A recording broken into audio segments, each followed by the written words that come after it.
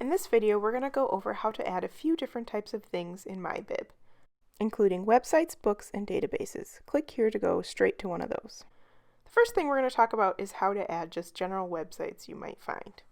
This is biography.com. So let's say you're doing your paper on Joseph Stalin and propaganda and how he used that to communicate his message. So we found this article on Joseph Stalin, and we're going to take a look first because we want to know, is this a primary or a secondary source? And the way where we're going to figure that out is figuring out, one, when it's published and who it was written by. So in this case, at the very top on this website, you'll see it says updated in 2019, and the original is 2017. We can also see that Joseph Stalin lived from 1878 to 1953, so this article written in 2017 probably wasn't a primary source. It wasn't written by someone who lived in Russia during that time, who knew Stalin. And if we go to the bottom to look at the authors, you'll see that it says biography.com editors. So we don't know exactly who wrote this. We're just going to go with the fact that it's probably a secondary source. Since this article seems like a good overview of Stalin, I'm going to go ahead and add it to MyBib by first copying the link at the top. In MyBib, you're going to want to make sure that you have the secondary folder chosen because we've decided that this is a secondary source. And then you're going to go to Add Citation, the green button. Click on that. And from there, you're going to make sure website's chosen at the top, and then you can just paste the URL that you copied from the top of the website. MyBib is going to guide you along in your next steps. So you'll see that it said biography.com. I was pretty sure it was the right website. And here it's saying that it couldn't detect the web page author. If you remember from before, it didn't really have any authors, it just said editors, so we can just leave that blank. However, when we look over, we can see that there are other pieces missing, like publisher. To find the publisher, you're going to have to scroll all the way back down to the bottom of the web page and look to see who is copyrighted the website. So that's that little C with the circle. And if I look over all the way to the right, I see that is A&E Television Networks, LLC. So I can either copy that or go ahead and go back to MyBib and type that in the publisher spot. Now that you've found all the pieces of information, you can then choose to add notes if you want. Since this is a long-term project, you might forget why you wanted to save that. So you could just put a note in there about how it was useful and then look at that later. And then go to the bottom, there's a button that says save, and save it, and it will be added to your list. The next thing we're going to add is a book. You can still get books from the St. Paul Public Library and your school library, so make sure you check out the books tab for how to do that. But let's say you found this book on communist Russia under Lenin and Stalin that talked a lot about communication and propaganda.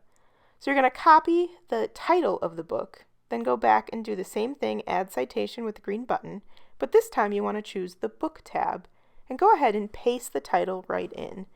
And then over the right, you'll see a search button. So you want to search for that book, and right at the top, there's that title. You can double check to make sure that it was the right book by looking at the author and making sure it is the exact right one. Sometimes there's a picture of it too, but I see it's by Terry Fine and Chris Corrin. And when I look back at MyBib, it says Terry Fine and Chris Corrin, so I'm pretty sure that's it. So I just click on it, and it automatically fills in all the information from the book that I would need, like the publisher, the date it was published.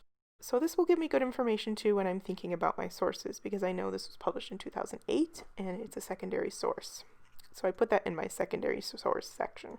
The last thing we're going to talk about adding is a library databases. A library database is really just a special website that collects all sorts of information for students or researchers who are trying to find out about a topic. They usually have different types of things in it, like the Digital Public Library of America is all primary sources that are historical, and we've also listed on our LibGuide several databases that have just history information in it. Now these are made for students, so there's some special things you can do with them to cite them, and I'm going to show you how to get those into MyBib. We're going to look in the Digital Public Library of America, which is almost entirely primary sources. You can tell by looking at the item though, because it often says created date. In this case, it says 1939. And we know that Stalin ruled during this time, so this would be a primary source. It also tells you about where it was and who took the picture and all sorts of good information. You may think that you need to enter all that in manually, but a lot of these databases give you a tool just for students to make it a lot easier to cite. You'll notice on the right it says cite this item. A lot of the library databases will have something like that, a cite this or citation or something like that.